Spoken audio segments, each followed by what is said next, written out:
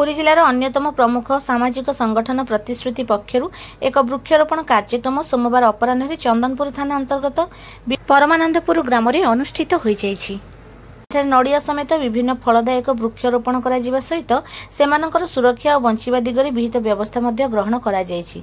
प्रतिश्रुतिर सभापति पद्मचरण महापात्र नेतृत्व में होइथिबा एही कार्यक्रम को संपादिका प्रियंका महापात्र, कोषाध्यक्षा चंदन राथ, संगमित्रा दास, सुदशा पंडा, राजकिशोर पंडा, संतोष कुमार नंद, मनोरंजन जेना, सोनलता परमगुरु और पूर्णकामना होता प्रमुख कार्यक्रम में अकुंठ सहयोग प्रदान करथिले।